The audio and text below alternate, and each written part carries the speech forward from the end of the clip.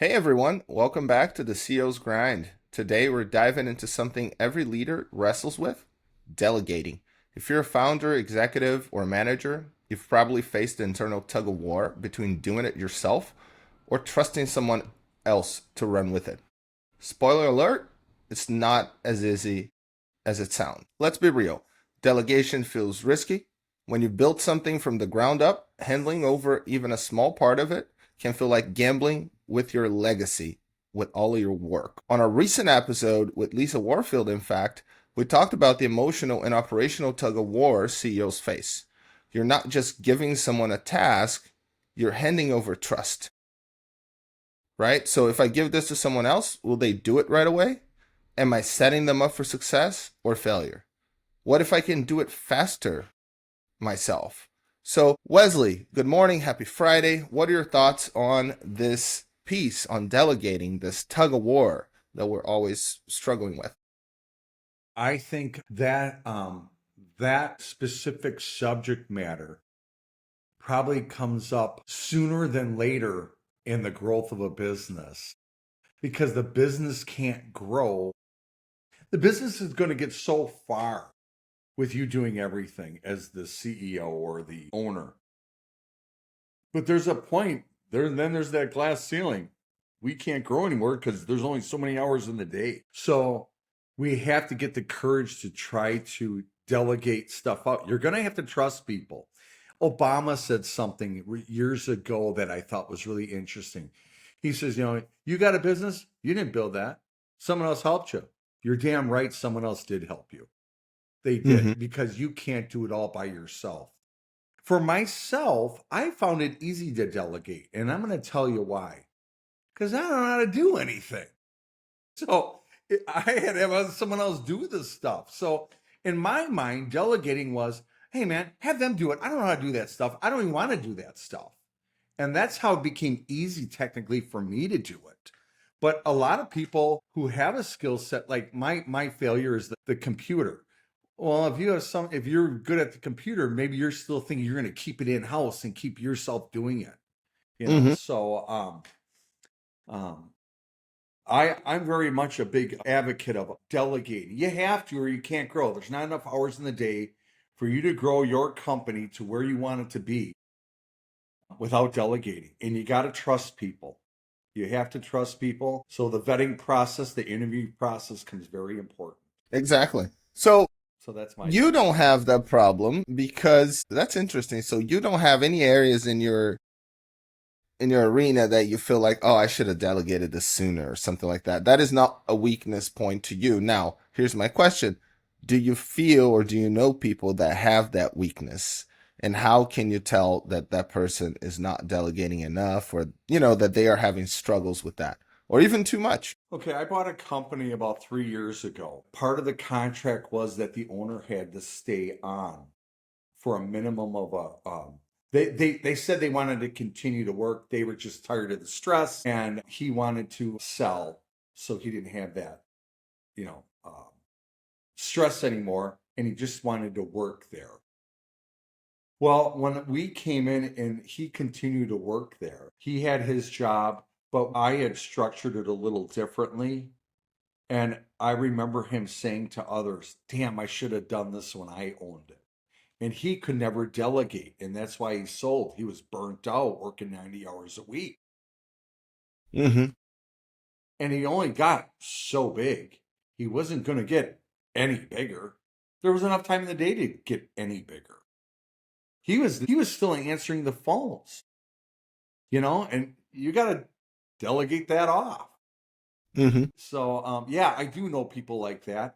And it just seems like almost every person that opens a business and gets to that plateau where they maxed out on what a one man can produce are going to hit this ceiling, and then they're going to run into this issue and have to wrestle with this decision. Do I delegate this out? What do I delegate out? Because we can't grow anymore and I'm burnt out. And I think almost every beginning entrepreneur that starts a business, I think runs into this sooner or later. Initially, they all do it themselves. They do it themselves because they have a passion for it. They built it, it was theirs. But that wears off and they want to grow bigger than what they could do themselves. Now you need help and you got to have the courage to delegate and trust others. So, you got an opinion? And trust others. No, like I know of somebody is me. Like there's many things that I believe that I keep the task on my hands for too long, right? I keep the problem in my hands for too long instead of passing it for a myriad of reasons, right?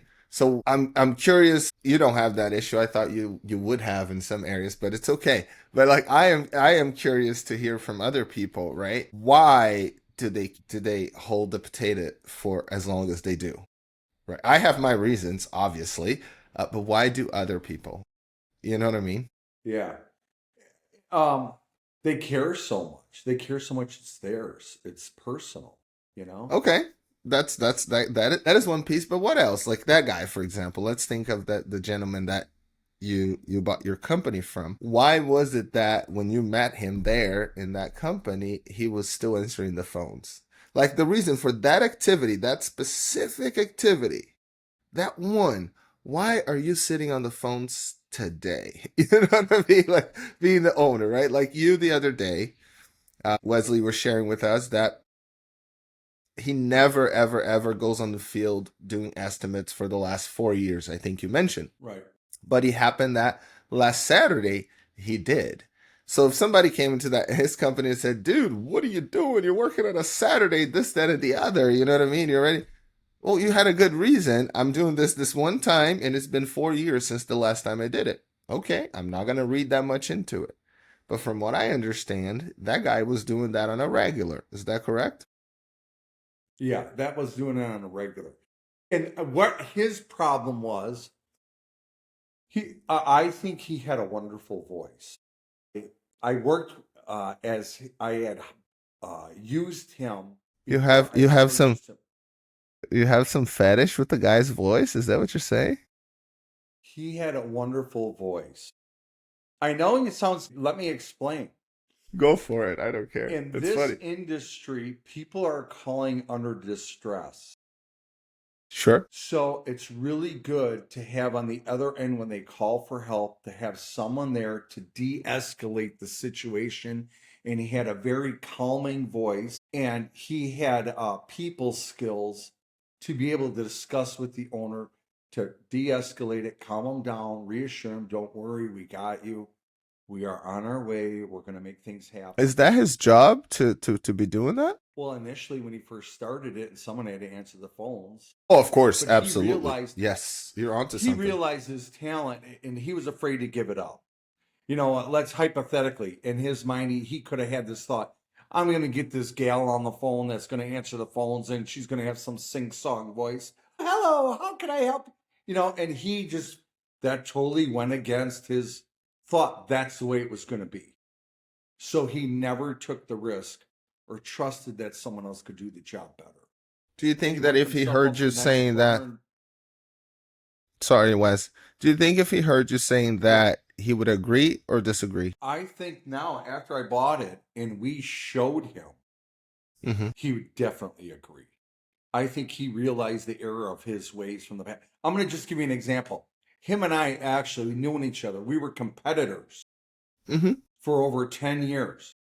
We started the same year. My sales were 5 times the volume of his. He never delegated, I did. So you have the receipts to prove, right? Yeah, yeah. So, but he had Five that times. block, right? That's right, five Five times. times. So that gentleman, he had that block, right? He had that block into, and I think you hit one of many reasons, right? Source of the fear of I'm not delegating this. So in this case, his case, it appears to me that the source would be because he wants whoever answers the phone to have the empathy and to deal with the client who is in a stress situation a certain way. At some point, I believe he has placed many people in that position, Keegan, and come they here. and they didn't Wes, and they did not. How do you call it? and they did not succeed, right? To his standards. So he's like, I'm gonna continue doing that. Plus, he had a good voice, and he probably likes to talk to people, right? But because of that, he couldn't be doing activities that probably would have allowed him to, yes, 5x the company. Which leads us to the next and final question, I think.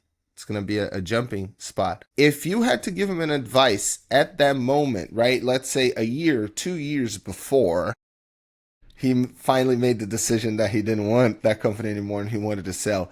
If you had to give him advice, right, just on this topic, what would it be to him? And what would you tell him to do? Trust others. You're not growing unless you trust others. So now I'm That's going to it. put his hat on. I'm going to put his hat on and I'm going to say, I have done that and they failed me.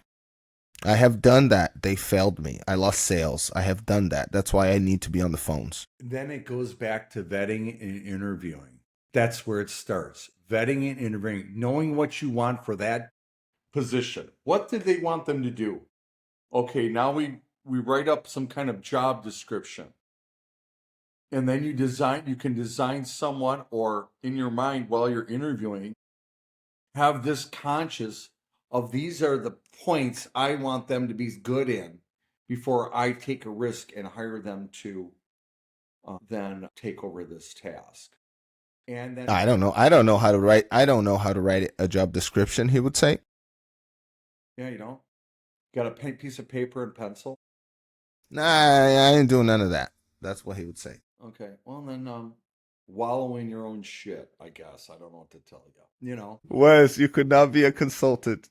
No, you're next. You were acting as a consultant, like you're not there to. I mean, maybe that is the final answer, but you're trying to get him. You know what I mean? So yeah. let's just put that as a joke. What would you say next? Okay, that was a joke actually. But what I would say is let's practice doing. Let's do it together. Hold on, hold on, hold on. What's so funny?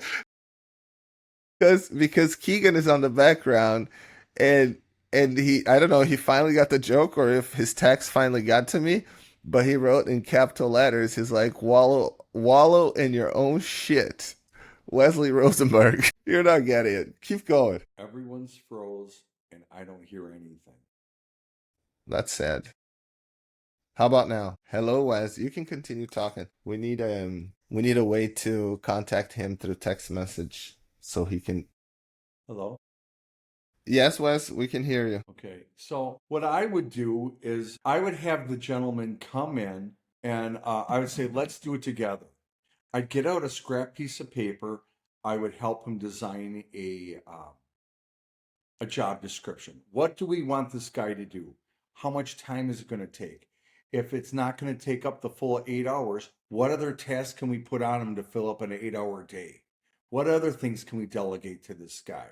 Or let's say this girl or this office staff member. We're kind of in this situation right now, and where we just brought on a new receptionist. Well, what or a dispatcher? She's learning how to use the phones. She's learning how to dispatch.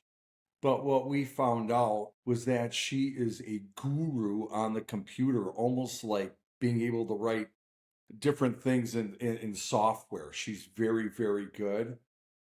And they were worried, like, oh, sometimes when the phone's not ringing, she's just sitting there twiddling her thumbs. Well, fine. And I told the general manager who's lacking in typing skills and things like that, I said, this girl here is going to end up becoming your assistant. Trust me on this. Anything that you don't know or you struggle with, you give it to her. You write it up on a loose leaf piece of paper. I don't care if you have chicken scratch, as long as she can read it. And then you're going to talk to her and teach her how to format it the way you want it to look. It'll become, after some experience of what your thought processes are, she'll start picking up on it and start carrying you on those different items and things that you don't know how to do. Let's say, besides answering phones, you're going to be her assistant, my assistant, and write notes for me, maybe make up a brochure or whatever it may be, giving your tasks to do of things that, this guy's a goddamn plumber. He don't know how to make up a brochure. She probably has a little better insight on it. He knows what he wants. He doesn't know how to get there, but she does. Well, give it to her, you know? And that's why I said the reason why I delegate everything is because I don't know how to do anything, you know? And that's why it was easy for me to delegate. I knew how to do plumbing. I didn't know how to do anything else. So that was my thoughts on the subject. I love it. And one part that I actually think that you had something to say, which was about staffing, right? Recruiting and staffing. You basically said, "Hey, guy," and you hit the nail on the head. You don't have to worry. I can help you, or somebody can help you, but you do need that in order to grow, right? You cannot grow if you are devoting 3, 4 hours of your day to do a task that someone else making $20 an hour could do it with no problem, right? Comfortably and do different things.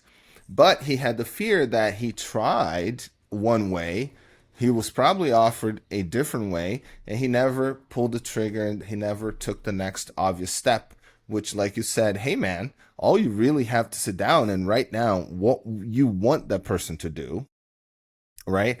And then go find a person that knows how to do that. Sometimes it's just like copying and pasting, right? Right. But the other thing you said that I thought it really got me thinking a little bit further, even on more in the operational consulting world.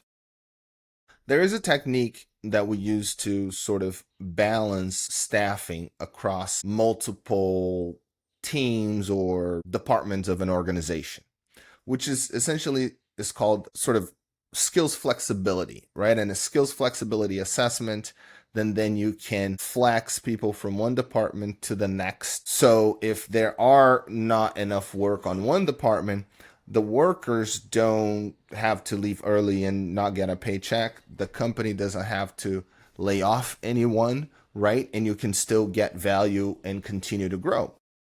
But that usually is done, let's just say, post, not usually, as far as I have done, I have always done that post the people are in the company. So usually you're using that as a prevention, right? As a preventative tool from having to lay off workers, right? Because you know you're going to need them again. But what you said and what you described was interesting because you said, look, even if you only need the person for 2 hours, will you can put the rest of the 6 hours in a different department, right? From the start, you're designing a position that is already by design as flexible as your organization. Another fallacy of people that are starting owning their own business is to think that they have to do everything like everybody else as far as recruiting, as far as what type of contracts they put in front of people, what type of, it's like, oh, I need to recruit. Oh, I'm going to go to Indeed. I'm going to go to LinkedIn. I'm going to go right to the cookie cutter things. Sometimes, no, you can go to Craigslist. You know what I'm saying? Sometimes you can post on a community center, right? Your choices of how you're going to recruit depends on the position, your location, and where the employee avatar that you're looking for is located. I think you're right. Your next obvious step, anytime that you're thinking I should be doing this job, is one, find out why.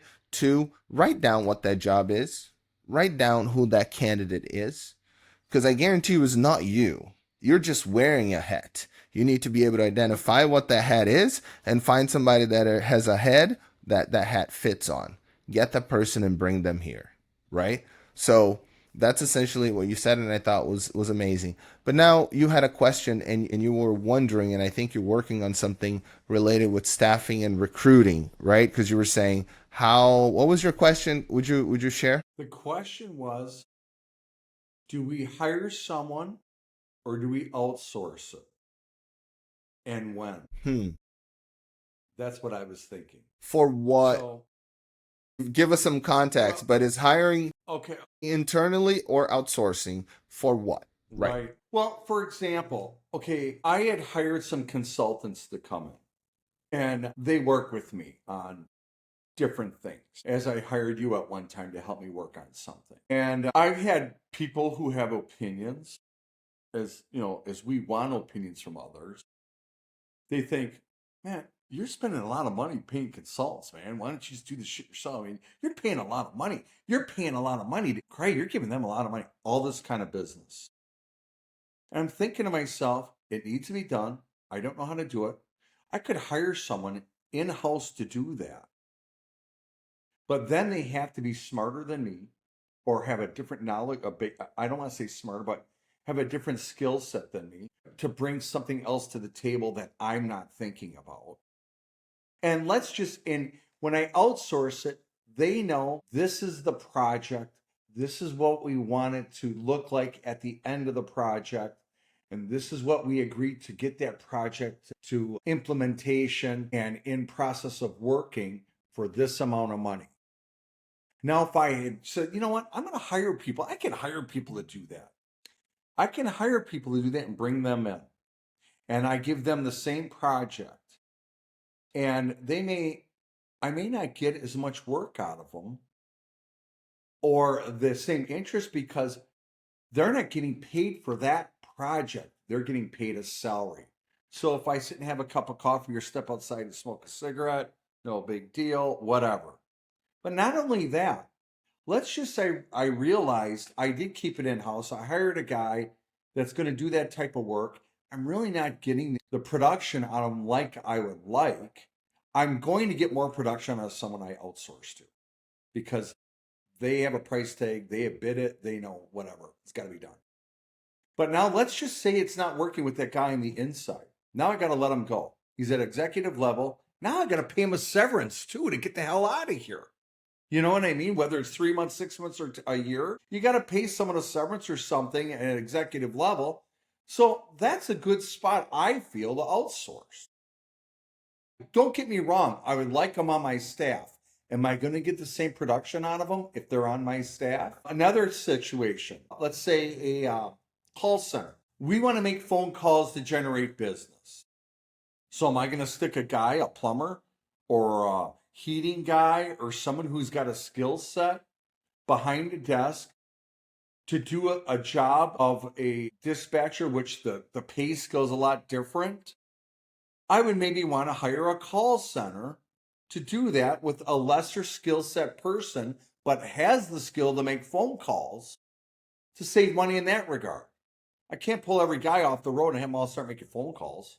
They all cost too much money. So there's different reasons to outsource. One of them is cost and another one is capability. And those are the two things that I look at when I'm determining to outsource or not.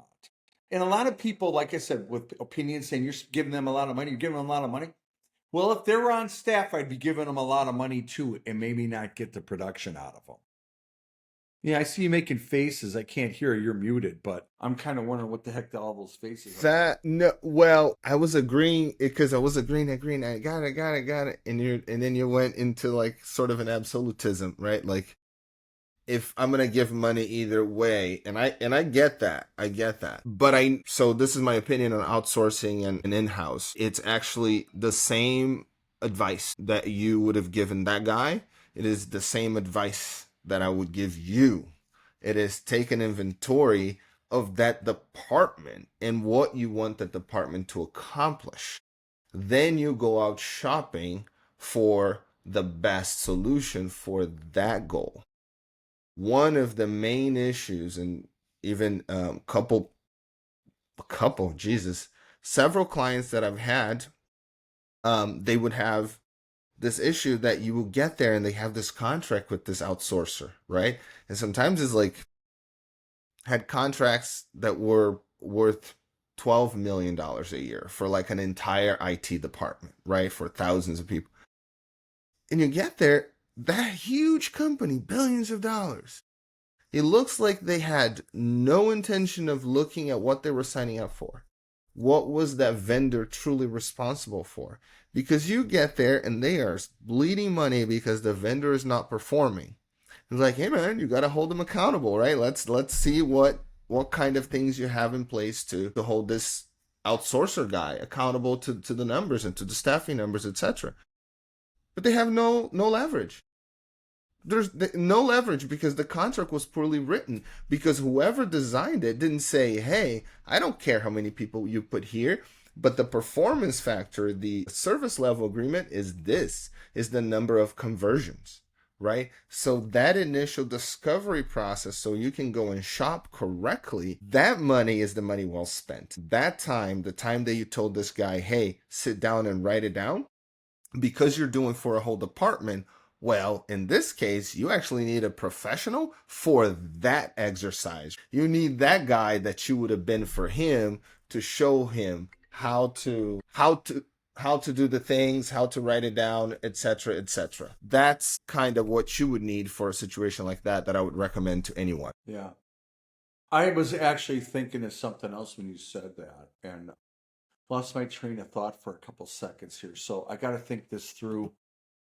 But yeah, I understand what you're saying. That could still be true. Let's just say you wanted to bring a guy in house. Do you got the time to sit and look for some guy who's very business savvy and go around and do all the interviews and stuff like that? Or would you hire a headhunter, giving that guy, this is what I'm looking for, and finding that guy for you through.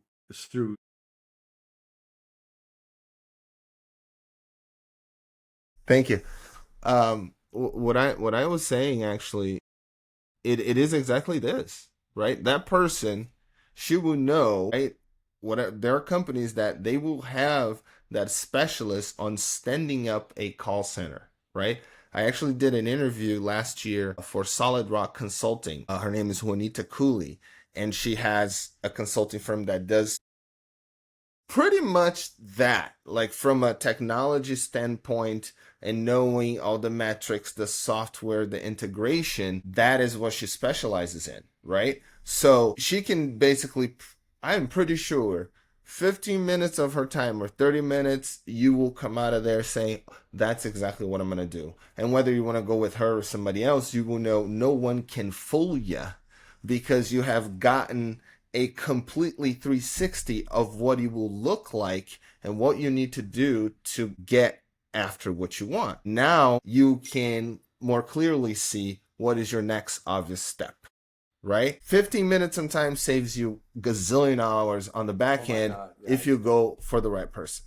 Right. I like it. Good stuff. So that's my thoughts on outsourcing it. You also said outsourcing in-house with different divisions. We do a lot of that. We try to know, as a matter of fact, what I did with some of my heating guys. Now, heating guys, they sometimes have to know some stuff about electrical as well.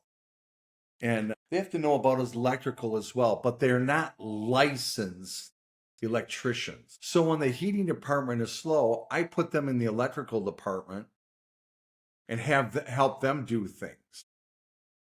And then I actually even went to the point of getting some of them a dual apprenticeship, so they can add their hours on there and then they can be more versatile.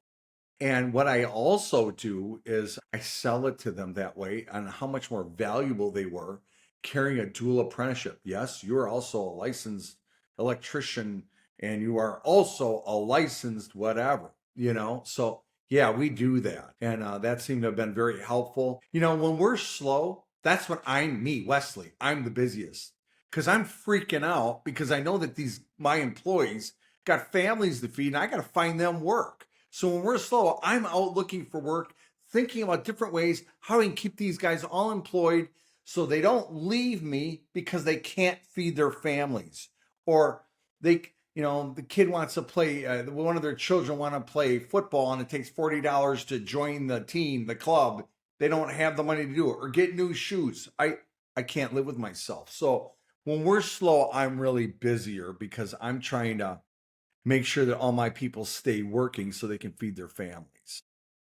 So you're on mute. That is the way to go. I think that's, if you are in your slow periods and you're not thinking of how to prepare yourself to take advantage of the busy period, because it will come, right? Your busy season comes, right? And especially in the trades, some of the winter months are horrible, but use that, one, to rest, but two, retool it, retrain it, whatever it is that you need to do, do it then.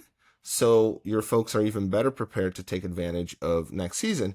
And here's the thing, in today's world, you should be your own marketing agency anyways. If you have employees that have been with you for more than 2 years and you do advertising, I see no reason why your employees should not be part of that, generating content, being involved in getting the brand out there. If you are creating a brand, right? If it's just not you or the business, but if you have a team of employees, like Wesley, you're saying, hey, I'm cross training you. You're going to get other certifications, right? So those are all benefits that sometimes are not quantifiable for the moment, but they have a great value, right, for the employees. So you also owe to yourself to advertise that.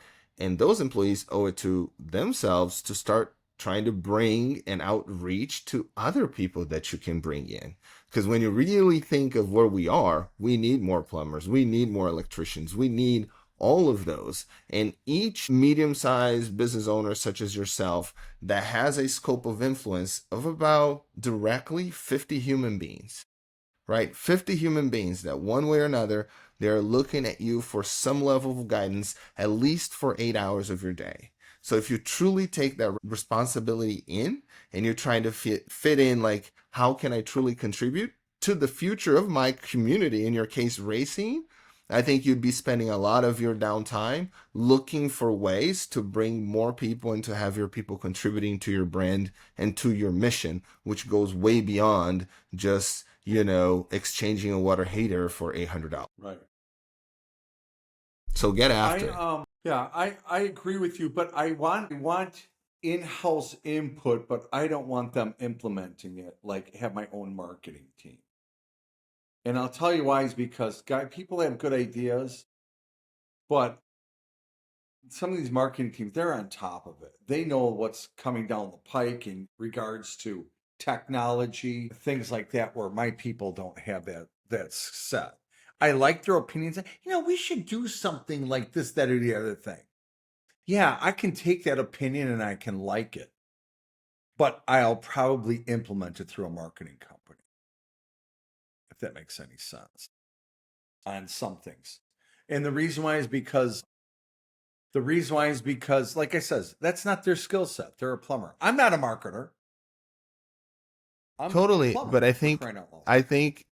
I think sometimes I will say, I'll stop saying we. I'll say I in this case. I don't think I've ever bounced that idea off of anybody. So, you know what I mean? So I think that I sometimes, when I'm giving somebody a no, in this specific situation, when I'm in a workshop and it's a workshop of ideas, we're trying to solution, and the person is contributing, and that there's a good vibe, things are flowing.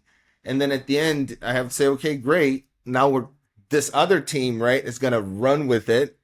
A lot of people feel left out, right, because of that. And like, no, we should do it. Like I said, we should do it. We should do it. So I never thought about them feeling left out. I always had sort of your impression, like, oh no, this is it. Like, I don't owe you explanation, or, you know what I mean? Like, screw it, right? Just, it is what it is. I'm going to do it. But I think there's something to say to identify that is something that I can cover in the future, even as a setup for the whole effort, right? So if you're really bringing people in to come with their suggestions during your weekly meetings or etc., that they understand that their role is to come up with their solutions, right? But your role is to get, like you said, the best person for the job, for the best price, with the best guarantee of delivery, so they can be out there doing what they do best, right? So that sort of transition is important, that we have sort of that in our tool bag, because that's really the reason why we're doing what we're doing. But sometimes, because we go so fast, people will feel like they were left behind, when in fact they weren't. They have completed their role in that portion. And there are many other ideas to combat that type of thing, but those are interesting moments because they finish giving you something good and they are hit, or they feel slighted. And if you identify that, as you did, it behooves you to do something to lubricate the relationship, because you're not doing anything wrong, you're just giving to a marketing company. It could have been on my delivery too. Hey, it's a great idea. I want to implement that. I'm going to give that to my marketing company to work with your concept. We'll see where this goes. That would have been a different delivery. And that would have still made him feel important or her feel important, I guess, to do that. But you know what? One funny thing I like to share a little bit was a lot of times I have all these wild ideas. We got all these wild ideas and stuff, or my name's on the truck, my face is on the truck, all this business, anything that could either help me or hurt me. I have all these ideas. Do we do billboards? Do we do this? Do we do that? A lot of times, these are my ideas because I'm reaching, trying to do something, accomplish something to, do this type of marketing and get to A to B. And then I'll run it past my marketing team. And I'll say, well, this is kind of what I was thinking I want to do. What do you think? And they give me their explanation and the long version. I'm like, man, let's back off and start over. Would you do it? Well, it's all totally up to you. You're the owner. No, I ain't the owner. I hired you for your professional opinion. Would you do it? Are we going to do this? That's what I say. And sometimes I get shot down and sometimes I don't. And they pursue with what I want to do. But I always throw it back on them. I hired you. I'm just a plumber. I don't have, you know how to go in that computer and find out statistics, research it, this, that, and the other thing to see if my idea is a good idea. So don't say, well, you're the owner. We're going to do what you want to do because you're the owner. I say, yes, I agree. I am the owner. But I hired you for your professional opinion and to implement this stuff for me because that's your specialty. So don't blow smoke up my ass and give me a straight answer. That's how I talk to these people. I really do, and it's not that it's bad, but I want them to know I'm serious. Don't be just stroking my ego. I need real answers. That's my thought. You got something to respond to that? Don't be stroking my ego. I need some real answers. Yeah. I do have something. Packers draft pick Matthew Golden, Texas, wide receiver. First time Packers ever drafted a wide receiver in the first round. What are your thoughts, Mr. Cheesehead? I know very little about him. However, what I did was I looked a little bit into him earlier today because they said that we drafted him. And then Patrick McConaughey, is that his name? Matthew McConaughey. Somehow he put a statement out there that this guy's number one. He loves him. He's got great stats, great skills, yada, yada, yada. So, and then with that being said, I went behind the scenes and kind of looked up this dude. He's got a pretty good record. My thoughts to you is, why did they hire a wide receiver in the first round? My question to you is this, though. I was working my way to this. Is it because Love was saying the guys ain't catching the passes? And they were like, yeah, they're right. They're not catching the passes. I guess we should get some guys that can catch a pass. Was this on Love's whining that they felt they needed a wide receiver? And I'm not saying Jordan Love was whining. I'm just saying, is that why they went after a wide receiver? He was using that as a scapegoat, pointing the finger why the pass wasn't caught. So we got to get better guys that can catch the ball. I'm throwing really, really well. Is that what happened? You know what I'm saying? I don't know. Okay, so do you want me to pretend that I understand everything, or do you want me to infer based on just what you said what's going on? Give me your opinion. Okay. I will infer that Jordan is the quarterback. I will infer that last year at some point they did not get to where they needed to be, and he or the media somehow started pinpointing the fact that the passes were not completed. So if it's an incomplete pass, there are two people to blame. Either three people, right? Either the quarterback, the coaching drawing the plays, or the receivers not catching the ball. Right now, it looks like the people that are in the Packers are saying, hey, coach, I like you. So it's not you. And it's not me. You know what I mean? I'm a great quarterback. So let's just get a wide receiver here, So they don't, they can catch the ball. So they don't, But then you have to think how many wide receivers are in a football team, what is that number? Do you know? I would say it's probably 8 or 10. 8 guys, 8 or 10 guys. Okay, okay. So out of the 8 or 10 guys, how many guys did he cycle through last year? I can't give you those stats, but I have seen during games how he shared the ball, where they sometimes show that data right on the game during the game. And they Yeah, can so have. those are all points that I would need to know to even have an opinion on the whole thing, I right? agree. Because I if you're agree with if you're doing that, but one would assume with gazillions of dollars that run through the Packers organization and all the analytics that are in the sports, that there was some numerical indication that told them, right, that getting one, right, because it's one, you're betting on 1 out of 8, right, and you're betting on the guy not getting hurt, that one piece is going to make the difference. So I guess the question is, do you trust the folks sitting behind the curtain and in the smoke rooms and the eating cheese and milk and beer, fat as hell, who run the Packers? Do you trust them? You are on mute because something happened. Am I off mute now? Yeah, you're on mute. Um, so what I know that there's 30 teams and there can only be one winner. So that magic recipe, you know, I don't know. It's all a gamble. If you think about it, besides the true Super Bowl champion, there was 29 losers. So I don't know. I remember what I thought was really interesting though, when Vince Lombardi was in charge of the Packers, he always went for big linemen and stuff like that, and he'll win the game with lesser talent in the backfield. This gentleman called Bart Starr is a hero here in Green Bay. Bart Starr wasn't a great quarterback. He was a good leader. He was great. He wasn't a great quarterback. He didn't have the best arm. As a matter of fact, they had another guy. What the heck was his name? The guy who ran the ball. And maybe if you guys want to step in, you guys can tell me at the same time when Bart Starr was in there. The Golden Boy, Paul Hornung. Paul Hornung was a huge athlete, won the Heisman Trophy, and was brought on as a quarterback for the Green Bay Packers. And he was a quarterback. And they made him a running back when he got to the Packers because he was athletic. And he went with a lesser quarterback in that position and went with the athlete to be running the ball. I thought that was brilliant. And he always went for good linemen too. So, I mean, if you can't protect your quarterback with good linemen, that guy, that golden character that just ran out for a pass, he's standing out there with his hands in his pockets because the ball didn't get there because the quarterback got sacked. So, I don't know. So I have a question.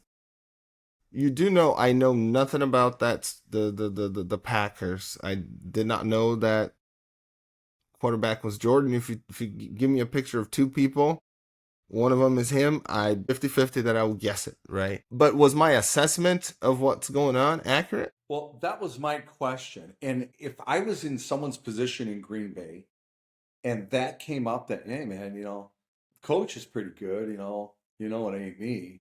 The guys weren't catching the passes. The first thing I do is go back to film and start looking. Was it this guy was scrambling and he couldn't throw a good pass? Was it a quarterback because we had a poor line? Was it the guys were dropping the ball? I would have to watch film and determine why that we needed a wide receiver. Maybe we have good wide receivers, but they didn't have the skill set to get separation on defenders, on cornerbacks and safeties, because that's a high talented position too. Right. Maybe they just couldn't get the distance. Maybe because they picked him strictly because of his speed, because we know that he could juke off, let's say, a defender and get that distance as needed to make that pass and make yards after the catch. I have so many follow-up questions to this topic, and I wanted to link back a little bit about the hiring and sort of like how you're building your team, right? Yeah. Like how because that's what that is, right? A draft is a hire. Yeah, it is. That's what it is. It's a hire with a bunch of, video game style tests and a popularity contest all wrapped into one. But it is a hiring process that requires a team of people. And I was thinking of a triangle, right? You have the owner, you know what I'm saying? You have the coach, and then a little bit, right? What is it? The owner, the general manager, and the rest, right? But all of that, all of those stakeholders, they go into making a decision to hire one way or another, right? Whether the owner is the final decision maker on the amount of pay that you're going to give, which obviously influences who you can go after, right? So all of those things, and the organism is trying to go ahead and find the right person to fit that role. And think about how easy, or a little bit, sports are, because the roles are well defined. You know, football, you're a wide receiver, you have your role. You know what I'm saying? Like all of them. But a company, so in a company, when you think that there is an open position, I'm gonna put the hat of a candidate, and as a career coach as well. And what I tell candidates, I'm like, you going into an interview, you literally going blind. I mean, you had what you had online, and maybe you did a little outreach and kind of know somebody, right? But there's something that they will never tell you on a job description, that you have to infer a lot, right? And try to, through little questions and answers, gather so you can better prepare for the second level of the interview, which is to know, out of that triangle, owner, so think of like the CEO or head of the department, right? The recruiter, and whatever happened out there, why is that position open? What happened did somebody retire? That's easy. You know what I mean? But even if somebody retired, why are you guys not hiring in-house? What is the problem? That you are bringing me, let's just say it's a $200,000 a year position, and you are a company with, I don't know, 1,000 people, 2,000 people, that you could not find somebody in house, or is this just a pro forma interview because you already have qualified internal candidates? I ain't gonna waste my time. You know what I'm saying? Yeah. So you want to find that out. What was the true motivation? Was someone trying to, which happens a lot, I see a lot, a COO level office, right? A VP level will not be doing his job of a VP. He's not putting the right people in the right spots. He's not holding folks accountable. All of a sudden, his boss, right, the CEO or the board, starts seeing the numbers dipping. What does he do? Does he look within and say, where did I fail? Sometimes yes, most of the times no. He's going to find the next level down to see who are going to be fired. Right? So they're going to fire that position because of a failure that not necessarily is from that position. Do you see what I'm saying? So you're trying to find out, what was it? What was it that made that happen? Which was what I was going after when I was asking the question. For me to know whether that was a good draft, I need to know the reason why the position is even open, right? Which the analog information you provided saying, yeah, they didn't have a really good year because they didn't connect on passes, so that sounds like it. And I'm like, yeah, but they didn't connect on passes. How many people are there to catch it? 8? All those 7, none of them could do it? For you to spend all your chips on one? Do you see what I'm saying? So that's the kind of thing. And how is the market for wide receivers in the off season that you have to spend your marketing, your draft chips on, right? Or is this just something you getting to trade on the back end? There's so many things to ask about a draft transaction. It's not one of my favorite movies, but is a memorable movie for me, was the Draft Day movie that I think was with Kevin Costner. Yeah. How he did. I thought it was so freaking interesting, right? Just looking at day in the life of a leader and how many emotionally charged interactions did he have that day. Of course, it's a Hollywood movie, they exaggerate. But I bet 50% of those interactions were, something alike would happen in a draft day. So when I try to judge these folks from my little chair here behind this mic, I started to think, if I woke up this morning and I had to make a decision of how to spend $200 million of my boss's money, boy, I would have to have some balls. I'm gonna say. Well, not really. Not No? really. And I'm going to tell you why. Because it all comes down to the interview. And what I'm saying is that you have the proper interview, the proper process to vet. The Green Bay Packers, I'm going to tell you something about them. You know where their fucking heroes are? In the front office. And I'll tell you why. They, for many, many years, were always one of the lower salaries in the NFL. And they knew how to find that guy in a D3 school. They did their homework before. looked at stats and did their upfront work first. Okay, I gotta cut before you they went off. to the draft. I gotta cut you off. You are we're out of time, and I don't know how many Packers fans I have, and so I don't want to lose subscribers on this. It's America's team. Don't worry about it. Okay, there you go. So out of our 10 subscribers, how many did we lose with that comment? But hey, this was amazing. It was an awesome week. We had, thank you, Wes, thank you, Keegan. Hopefully, this new software that we're using is giving a better quality. There are going to be some kinks, but we are going to continue on the grind, doing what we know how to do. Take care, guys. Have a nice weekend. I appreciate both of you. Subscribe. Yeah, I appreciate all of you, actually. There you go. Take care.